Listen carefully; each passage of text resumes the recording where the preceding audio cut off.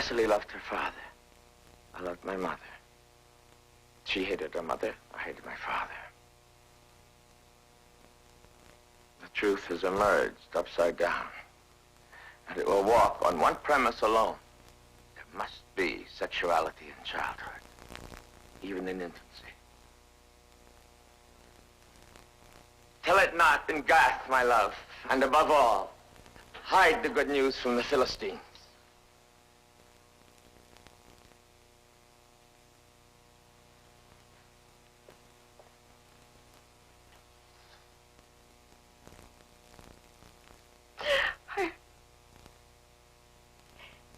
Forgive me, I haven't cried in a long time.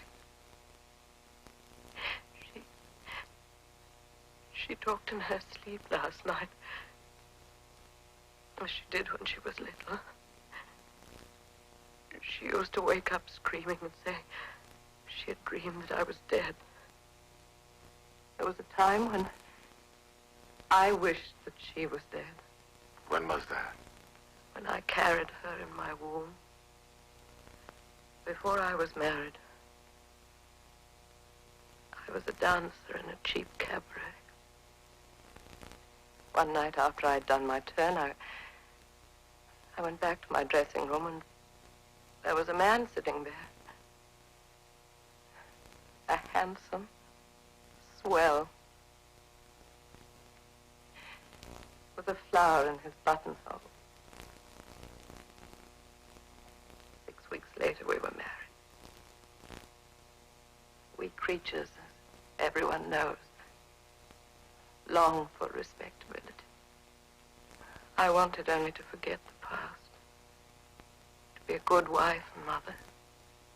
I was pregnant before the honeymoon was over, but I waited to tell Joseph till our first night home. I never forget the look in his face.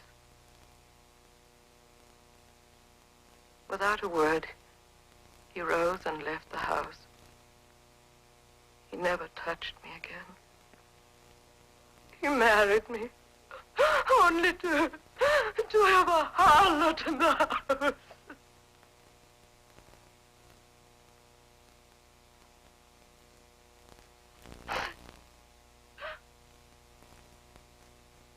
Well, Doctor, who is the guilty one? Must there be a guilty one? Not even he? No. His desire for prostitutes was a neurotic symptom. But what caused it? He's dead. We shall never know. Do you remember the child dreaming of your mother's death? Why do you think you dreamt such a dream?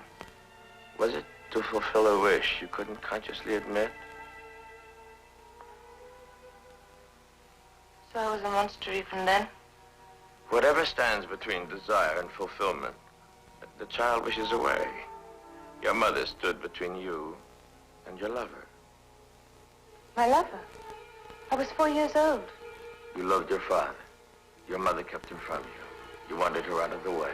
She snatched me away from him, carried me up to my bed and left me alone so she could go back to him.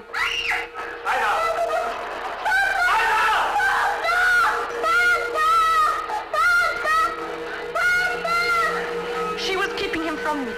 I wish she was dead. I wanted to kill her.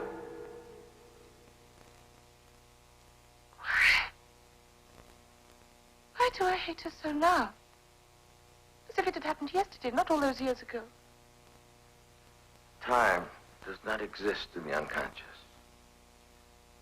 Should I tell you your story? Like every child, you needed your mother's caresses, the warmth of her body. You were denied them. So you turned to your father, who did caress you. You came to depend on those caresses. You threw yourself into whatever role you thought would give him pleasure. You played the dancer, you played the mistress of the house, you even played your father's wife. Then your mother interfered. You wished her dead. Desire for your father, the death wish for your mother. In time you learned this twofold urge was forbidden. It had to be repressed. Thereafter, whatever happened to you, whatever misfortunes fanned its fire, Cecily, you are not guilty Or if you are, your guilt is shared by every human being. The innocent is born into a world in which it cannot help but lose its innocence. Every child is foredoomed to become a sinner. I sinned too. I dreamed of killing my father. Then you were a monster too. No, I was a child. I accept everything you say to me. But you told me that knowing the course of my illness would cure me. And I still wish I were dead. And now I'm cured. You'll never see me again. I will see you again. Because you're not cured. My symptoms are gone. Yes, all but one. Which? Your love for me.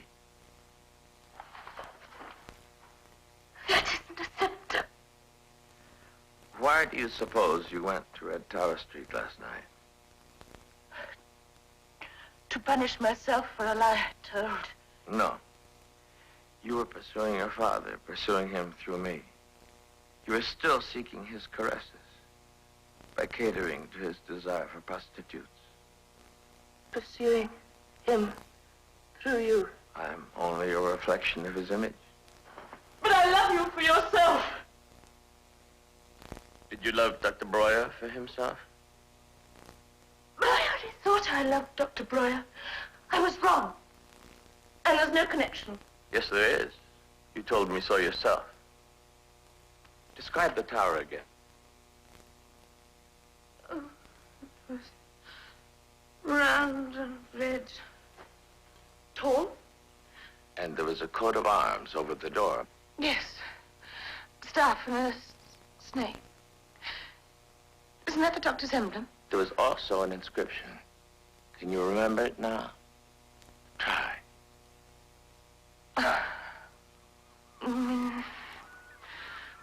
Royal Ministry of Communications. Communications. Communicating. Telling you my secrets. Am I right? Yes. This makes your dream an allegory. Through love, it says, you'll be able to reveal your secrets to the doctor whose emblem is above. When they're told and understood, you'll be cured. Then you accept his love? It's a sacred trust until it disappears to make room for another love, a love of your own choice. Our work is only beginning, Cecily. It will take time to put your past in order. There'll be relapses. But the day will come when you will face life on its terms. Believe me. I do.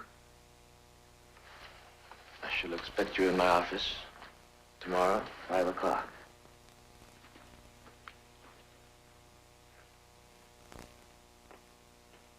Would you please tell Mama I'd like to see her? I marvel at the ease with which you suit things to your own convenience. Yesterday, you condemned parents. Today, it's the children who are guilty.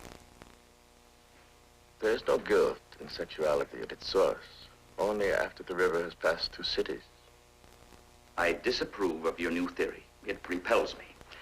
Do you think I'm going to risk my reputation as a man and a physician simply to have my name on another book? We could sign our contributions separately, if you like. No, I will not be connected with it in any way. Well then, let's leave the chapter out. Thank heaven. In that case, I shall read it as a paper at the next medical congress. And end your career in one night. Freud, Sigmund,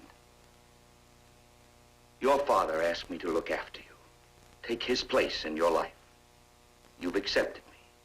I've loved you as a son. Yes, I've loved you. As your spiritual father, I forbid you to read this paper.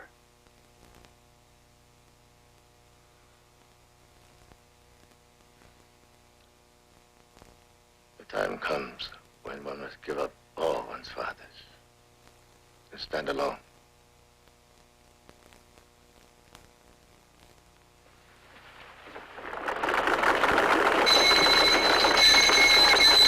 Gentlemen, The age of innocence, it is called, because the child is not supposed to have any sexual awareness.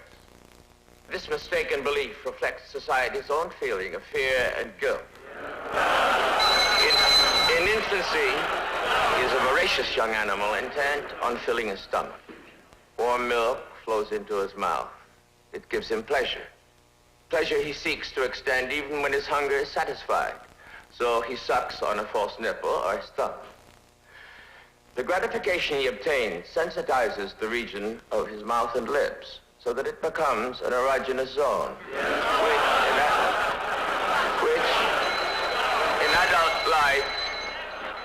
which in adult life finds pleasure in the kiss. The infant is bathed, he is fondled and caressed by the mother. His whole body responds to her loving care. His desire for her breast gradually extends to a desire for the mother herself.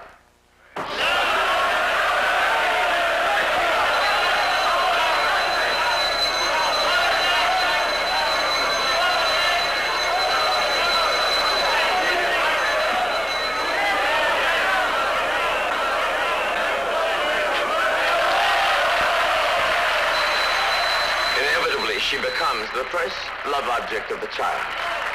Then he discovers that she is not his alone. He has a rival, his father.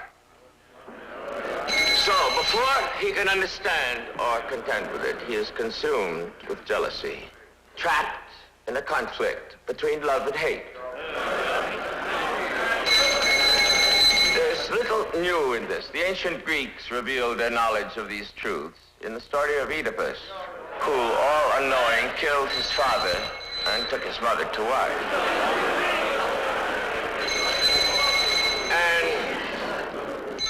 And thereafter was condemned to wander through life, blind and homeless. The shadow of this doom lies over us all. Gentlemen, we are not in a political meeting. Dr. Freud must be allowed to speak.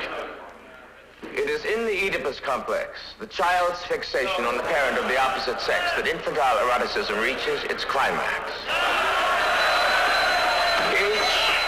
Each human being is confronted with the task of overcoming this complex within himself. If he succeeds, he will be a whole individual. If he fails, he will become a neurotic and himself wander forever, blind and homeless. Gentlemen, I'm deeply grateful for your kind attention. You have not ceased to display the detachment, the love of truth for truth's sake. What truth? That ennobles our profession.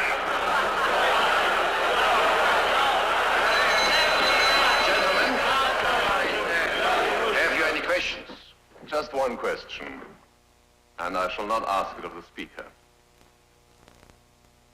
Dr. Breuer, you're aware of the esteem in which we all hold you. Do you share your collaborators' views? Sir, my collaborator is an eminent man. He is a zealous worker. And there are many here who would do well to have his scruples and professional conscience. Ha. How dare you? And how dare you ask me for references regarding Dr. Freud? Who in this hall can say I am worth more than that man? No one is dreaming of that, Dr. Breuer. I would simply like to know whether you share the speaker's views. To be specific, what do you think of infantile sexuality, Dr. Breuer?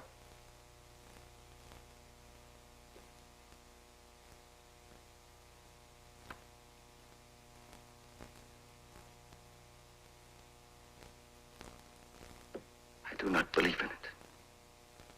I have never believed in it. And I can never accept it. Never accept it, never.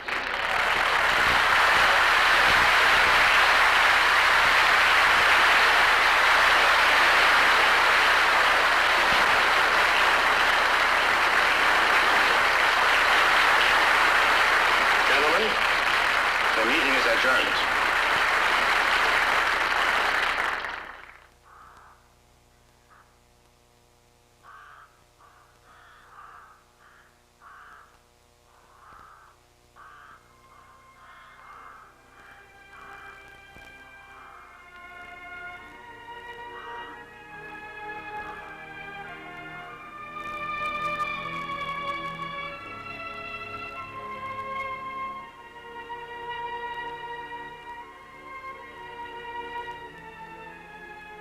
Know thyself. 2,000 years ago, these words were carved on the temple at Delphi. Know thyself. They're the beginning of wisdom. In them lies the single hope of victory over man's oldest enemy, his vanity. This knowledge is now within our grasp. Will we use it? Let us hope.